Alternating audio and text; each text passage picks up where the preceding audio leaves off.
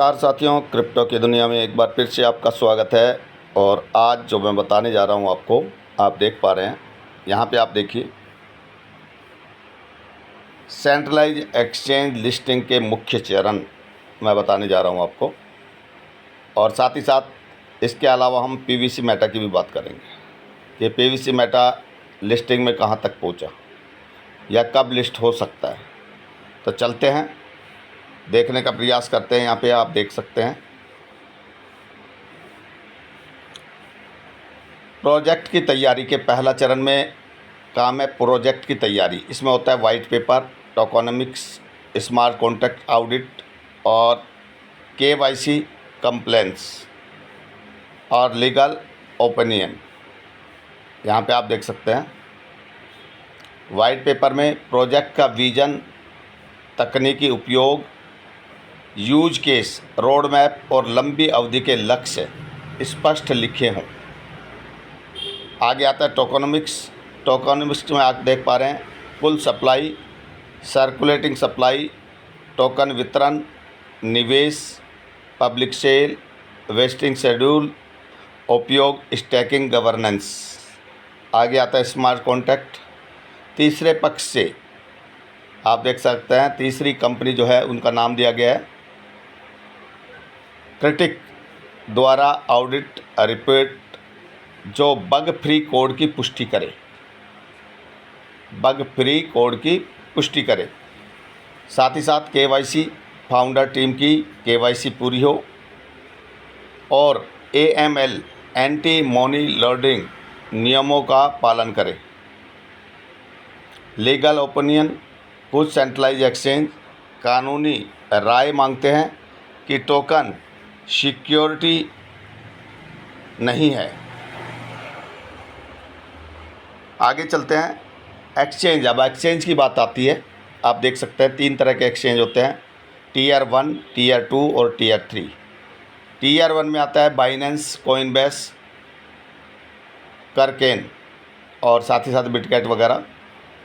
Tier 2 में आता है जो कि मध्यम श्रेणी के हैं और टीयर 1 बड़ी श्रेणी के एक्सचेंज है। मध्यम श्रेणी के जो एक्सचेंज है बाईबिट, गेट.io और बिटमार्ट। और साथ ही साथ टीयर 3 यानी कि छोटे एक्सचेंज जो है एल बैंक, हॉटबिट और MEXC आप देख पा रहे हैं। यहाँ आप देख सकते हैं टीयर 1 से और टीयर 3 तक के एक्सचेंज।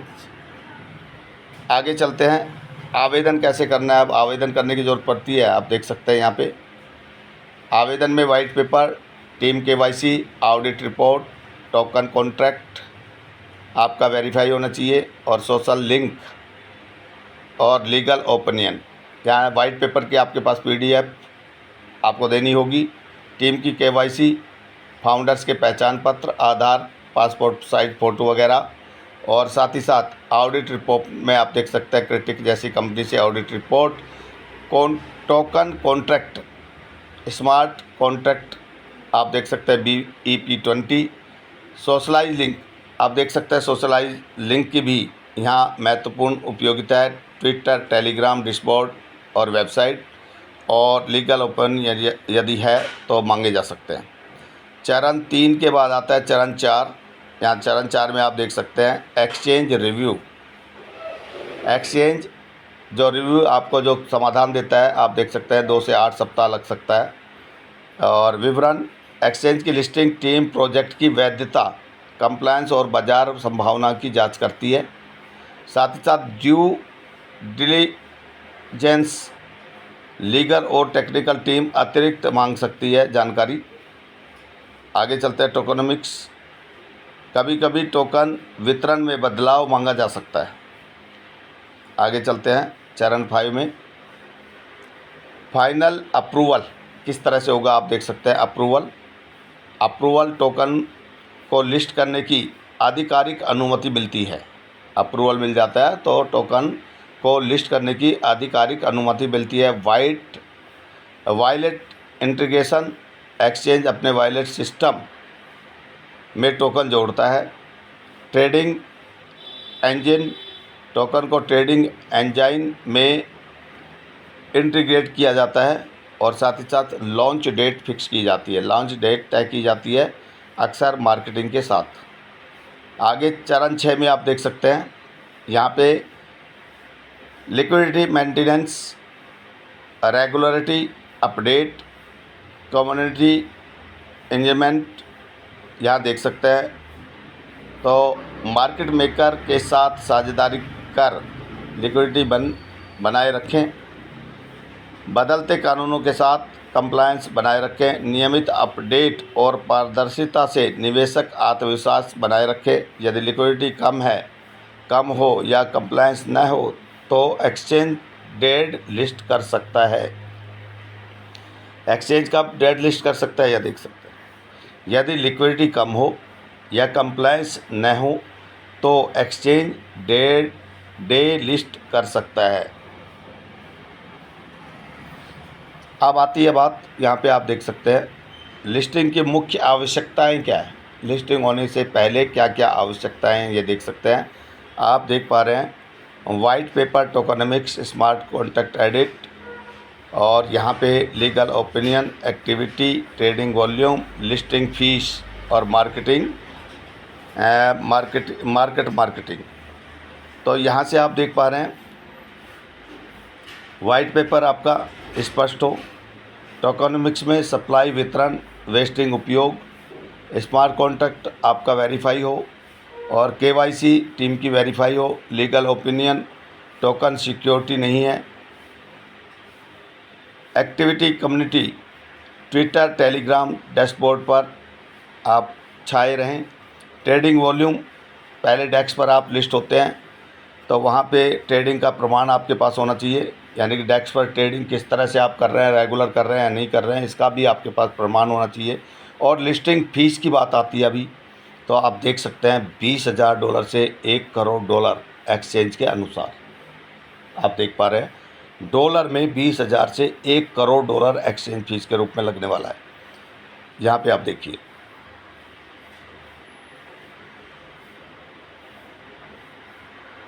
तो कहने का तात्पर्य है, बातों से एक्सचेंज पे नहीं आ जाता कोई भी सिस्टम, उसमें आपको खर्च भी करना पड़ता है, सारी रिपोर्टें आपको क्लियर करनी पड़ती है, उसके बाद आप कहीं सोच सकते हैं। सावधानियां अब आप देख सकते हैं, सावधानियां क्या है। टीयर 1 में आप देख सकते हैं हाई कॉस्ट, टीयर 1 एक्सचेंज पर लिस्टिंग लाखों डॉलर में होती है। आप देख सकते हैं इस चीज़ को, टीयर 1 में लिस्टिंग जो बड़े एक्सचेंज है उसमें लाखों डॉलर में एक्सचेंज आपकी लिस्टिंग होती है। और लॉन्ग प्रोसेस 2 से 8 सप्ताह का समय लग सकता है या कई महीने भी लग सकते हैं। स्कैम रिस्क, कुछ फ्रॉड एजेंसियां सेंट्रलाइज लिस्टिंग का दावा करके पैसे ठग लेती हैं। और भी रिस्क यहाँ पे आप देख सकते हैं। अब सफलता के सुझाव क्या हैं कि यानी कि आपका टोकन आसानी से लिस्ट हो जाए, उसके सुझाव आपके सामने यहाँ दिखाए गए हैं। ये देखिए, एक एक को मैं बताऊंगा आपको। सफलता के सुझाव ये है, किसी भी टोकन को सफल करने के लिए डेक्स, पैनक्वेक या यूनिस्वैप पर पहले लिस्ट करें।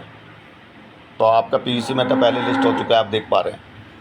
ट्रेडिंग वॉल्यूम प्रूव करें, ट्रेडिंग वॉल्यूम प्रूव करें और क्रेडिट ऑडिट ज़रूर करवाएं किसी बड़ी कंपनी से।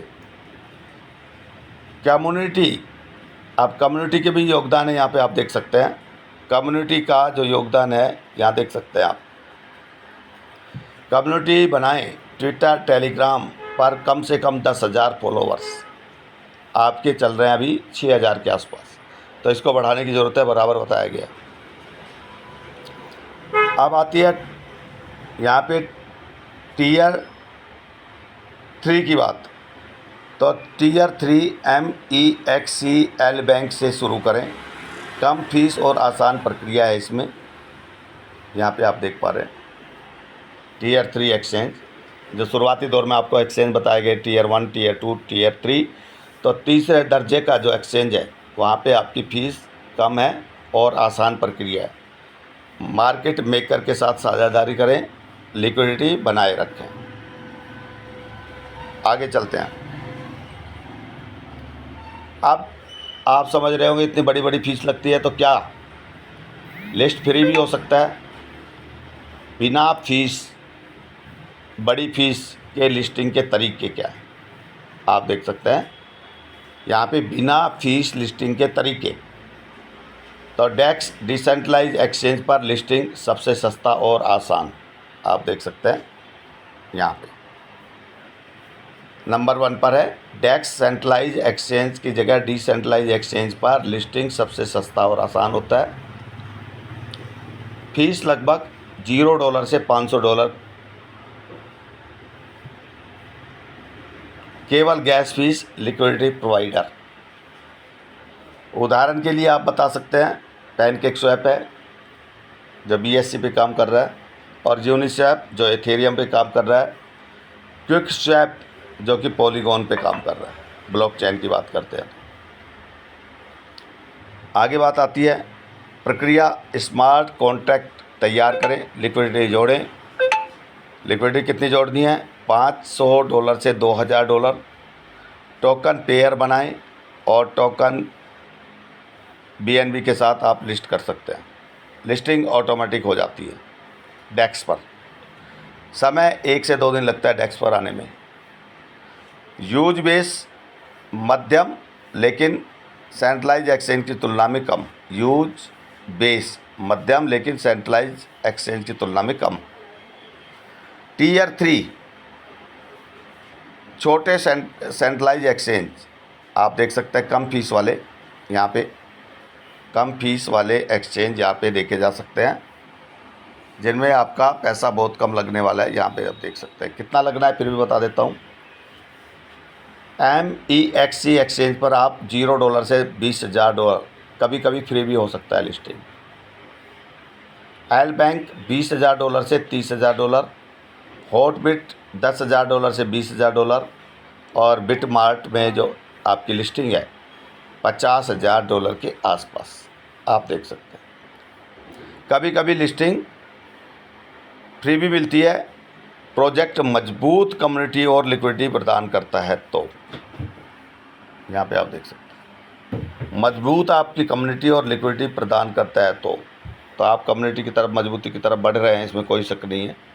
बहुत से काम करने की ज़रूरत है, ट्रेडिंग वगैरह सीखनी है ताकि वॉल्यूम बढ़ सके। वॉल्यूम का भी महत्व है, और साथ ही साथ FDV का भी, और आपका कॉइन मार्केट कैप में जो आप देख पा रहे हैं यहाँ देखिए कम्युनिटी या फ्री लिस्टिंग प्रोग्राम। आप कॉइन मार्केट कैप में आप फ्री लिस्टिंग कर सकते हैं। लॉन्च पैड आपके पास होना ज़रूरी है, आप देख सकते हैं ये चीज़ें। कॉइन मार्केट कैप में फ्री लिस्टिंग, लेकिन एक्सचेंज नहीं बल्कि ट्रैकिंग वेबसाइट है। कॉइन मार्केट कैप एक ट्रैकिंग वेबसाइट है, यहाँ पे आप फ्री लिस्टिंग कर सकते हैं, कोई यहाँ खर्च नहीं लगता। अब लिक्विडिटी प्रोवाइड करना सबसे ज़रूरी है, आप देख सकते हैं लिक्विडिटी प्रोवाइड करना सबसे ज़रूरी है। यहाँ पे आप देखिए लिक्विडिटी प्रोवाइड करना सबसे ज़रूरी है। एक्सचेंज न्यूनतम लिक्विडिटी कितनी है आप देख सकते हैं। यहाँ लिक्विडिटी की बात कर रहा हूँ, जो डिसेंट्रलाइज एक्सचेंज भी है और आपके यहाँ पे छोटे एक्सचेंज भी दिखाई दे रहे हैं। तो डिसेंट्रलाइज एक्सचेंज में आपके पास कितने लिक्विडिटी प्रोवाइड करनी है आपको? 5,000 से 10,000, $2,000, $500 से। यूनिस्वैप में डेक्स पर आप देख सकते हैं 2,000 से 10,000। MEXC सेंट्रलाइज एक्सचेंज की बात करते हैं तो कम से कम 20,000 से $50,000 की आपकी फ़ीस लगेगी। एल बैंक आप देख सकते हैं सेंट्रलाइज एक्सचेंज है, 50,000 प्लस यहाँ पे फीस है डॉलर में। और बड़े एक्सचेंज बाइनेंस जैसे तो $1 करोड़ की फ़ीस लगती है। अब आते हैं स्टेबल कॉइन के साथ जोड़ी बनानी ज़रूरी है, आप देख सकते हैं। बिना फीस की लिस्टिंग के भी कुछ चरण हैं, आप देख सकते हैं। बिना फीस की लिस्टिंग के कुछ चरण मैं दिखाने का प्रयास करता हूं, आप देख सकते हैं। डेक्स पर लिस्ट करें सबसे पहले, पैनकेकस्वैप या यूनिस्वैप पर टोकन पेयर बनाएं, $500 से 2,000 लिक्विडिटी जोड़ें, ट्रेडिंग वॉल्यूम यहाँ पे दिखाएं। ट्रेडिंग वॉल्यूम आपको डेक्स पर दिखाने की ज़रूरत है। यहाँ पे आप देख सकते हैं ट्रेडिंग वॉल्यूम जब तक डेस्क पर आप नहीं दिखाएंगे तब तक आप सेंट्रलाइज एक्सचेंज में नहीं आएंगे। ट्रेडिंग वॉल्यूम कम से कम $10,000 की,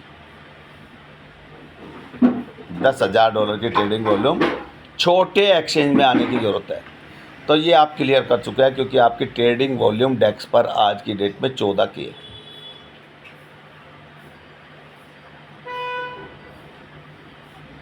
छोटे एक्सचेंज में आप क्लियर कर चुके हैं। छोटे एक्सचेंज में आप आ सकते हैं। किन में आएंगे? सेंट्रलाइज एक्सचेंज में, जो छोटे एक्सचेंज है MEXC, और एक और एक्सचेंज आप देख पा रहे थे, यानी देख सकते हैं आप यहाँ पे Tier 3 के जो एक्सचेंज है MEXC पर आवेदन कर सकते हैं। डेस्क पर जो आपकी ट्रेडिंग है उसका आप प्रूफ देंगे। प्रूफ देना पड़ेगा आपको, ट्रेडिंग आप किस तरह डेस्क पे कर रहे हैं, यानी कि पहले पैनकेक स्वैप पे जो ट्रेडिंग हो रही है वहाँ पे आपका प्रूफ देना पड़ेगा।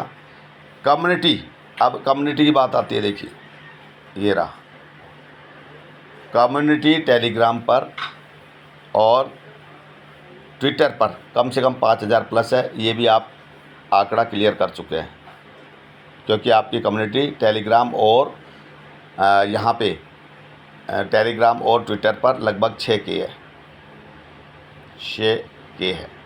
तो ये आंकड़ा भी आप पार कर चुके हैं, यानी कि छोटे एक्सचेंज पे आने की तैयारी आपकी लगभग पूरी हो गई है। आप कभी भी आ सकते, ये बात आप मान के चलिए। आगे चलते हैं। आप पोस्ट लिस्टिंग दिखाया गया है यहाँ पे आप देख सकते हैं पोस्ट लिस्टिंग। यहाँ पे आप देखिए मार्केट लिक्विडिटी बनाए रखें, कम्युनिटी ग्रोथ हमेशा होती रही, फॉलोअर्स की संख्या आपकी बढ़े, यानी कि आपके ट्विटर पे या टेलीग्राम पे 10,000 फॉलोअर्स तक चले जाएं,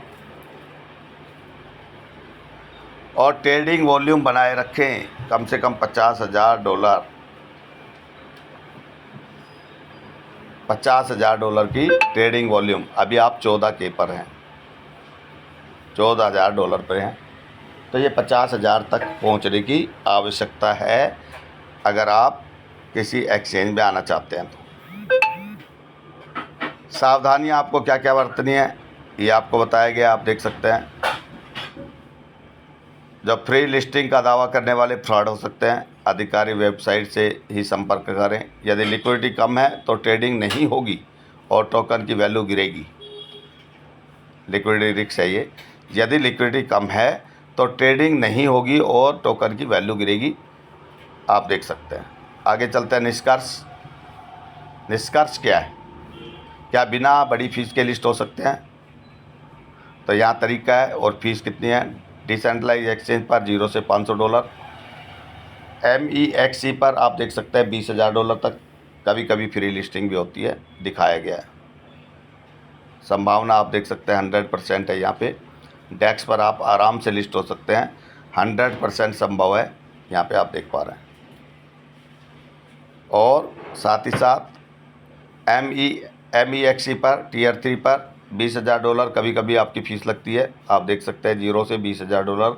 हाँ, कम्युनिटी प्लस लिक्विडिटी अगर है तो आपका फ़ायदा हो सकता है, आसानी से आप यहाँ लिस्ट हो सकते हैं बिना फीस भी। Tier 1 सेंट्रलाइज एक्सचेंज में आप देख सकते हैं Tier 1 जो बड़े एक्सचेंज है बाइनेंस वगैरह, तो यहाँ $5 लाख की आपको आवश्यकता है। Tier 1 में $5 लाख आप देख सकते हैं। अब ये कितना बड़ा अमाउंट हो गया? नहीं, बिना बड़ी फीस के नहीं, ये बड़ी फीस यहाँ पे जब तक नहीं होगी Tier 1 में $5 लाख, तो आप लिस्ट नहीं हो सकते। सबसे सस्ता तरीका क्या है? पैनकेक स्वैप डेस्क पर लिस्टिंग करें, ट्रेडिंग वॉल्यूम दिखाएं, MEXC पर फ्री कम फीस लिस्टिंग के लिए आवेदन करें। ये आप कर सकते हैं, देख सकते हैं, आसानी से किया जा सकता है। तो आप पैनकेक स्वैप पे ऑलरेडी हैं, ट्रेडिंग वॉल्यूम वहाँ पे दिखाना ज़रूरी है, और MEXC पर फ्री कम फीस लिस्टिंग के लिए आवेदन आप कर सकते हैं। अगर इस काबिल आप हुए तो आपको यहाँ पे मौका मिलेगा छोटे एक्सचेंज पे आने का।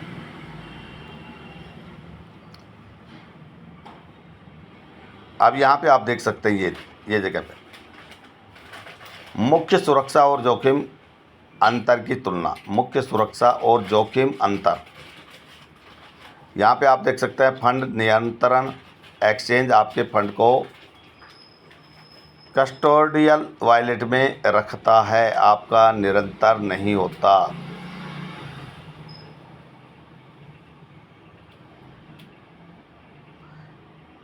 काउंटर पार्टी जोखिम उच्च, यदि एक्सचेंज हैक या बंद हो जाता है तो पैसे फंस सकते हैं, जैसे कि ये आपको दिखाया गया है।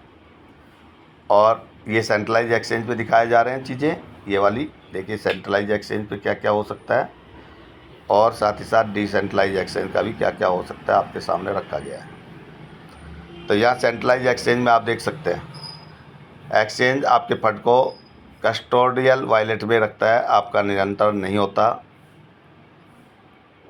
उच्च, यदि एक्सचेंज हैक या बंद हो जाता है तो पैसे फंस सकते हैं, जैसे वजीरेक्स में लोगों के फंसे हैं, बड़ा एक्सचेंज है ये भी। बाइनेंस में भी पहले कभी फंसा था, सुनने में आया था। एक्सचेंज का केंद्रीय सर्वर हैक होने पर सभी यूजर फंड खतरे में रहते हैं, आप देख सकते हैं सेंट्रलाइज एक्सचेंज में एक्सचेंज का केंद्रीय सर्वर हैक होने पर सभी यूजर खतरे में पड़ सकते हैं। केवाईसी यहाँ अनिवार्य है क्योंकि एक्सचेंज केंद्रीय सर्वर पर चलता है। उच्च लिक्विडिटी स्लिपेज, भारत में आप देख सकते हैं सेंट्रलाइज एक्सचेंज जो जेपे और वजीरेक्स कानूनी रूप से सुरक्षित हैं, आप देख सकते हैं कानूनी रूप से ये सुरक्षित है। भारत में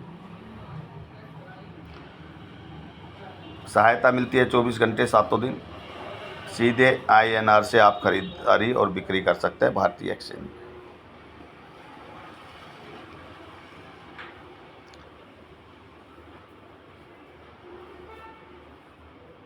अब आती है बात डेक्स के मुख्य सुरक्षा जोखिम।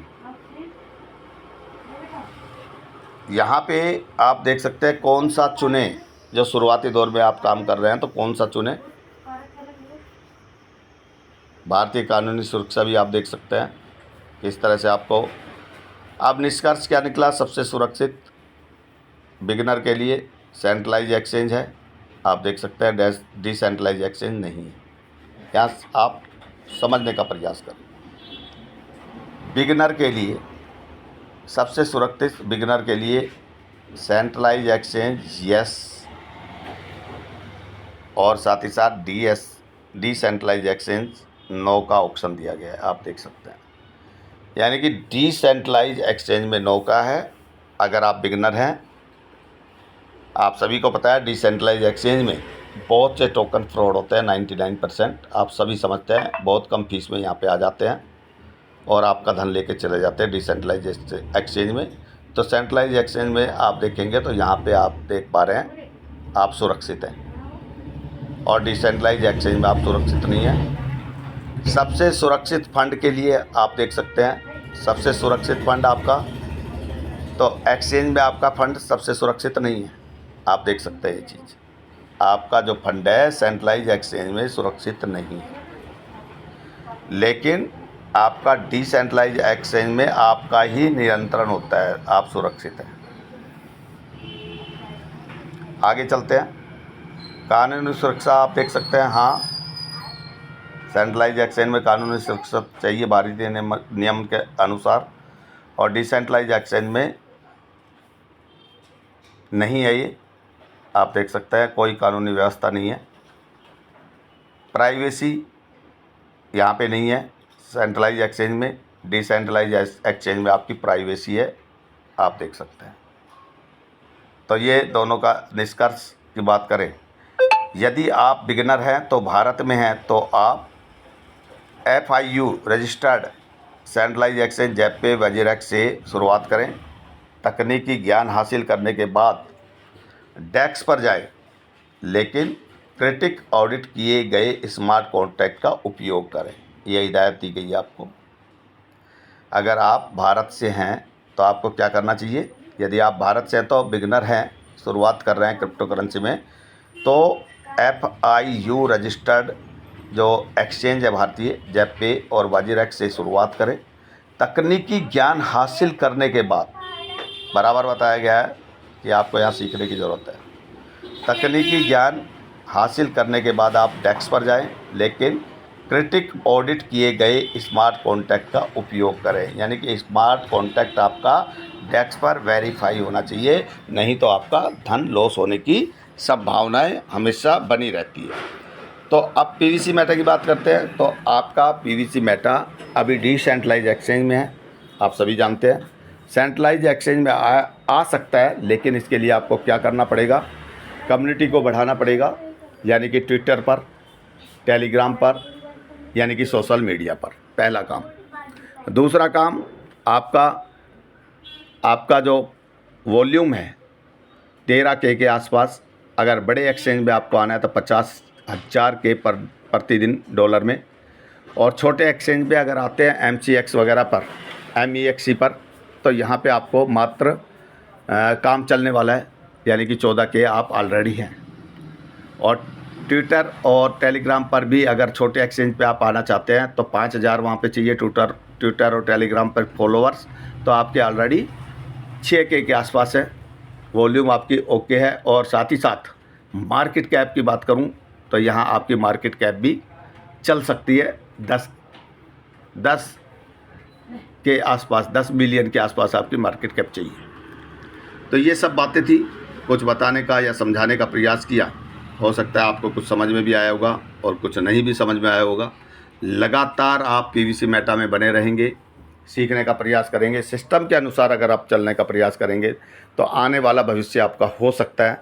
लेकिन यहाँ बहुत कुछ करने की ज़रूरत है, हाथ पे हाथ धरे रहकर बैठने की ज़रूरत नहीं है। और साथ ही साथ सिस्टम को समझना है, केवल विड्रॉल का रोना नहीं रोना है, और भी कार्य करने हैं, उनके ऊपर ध्यान केंद्रित करना है और अपनी टीम को संजोए रखना है, अपने साथ रखना है, प्रयास करना है, और एक दिन आपका बेहतर हो सकता है। इसी आशाओं और उम्मीद के साथ मैं अपनी वाणी को विराम देता हूँ। बहुत बहुत धन्यवाद सभी साथियों का, आप अब तक बने रहे, बहुत बहुत धन्यवाद।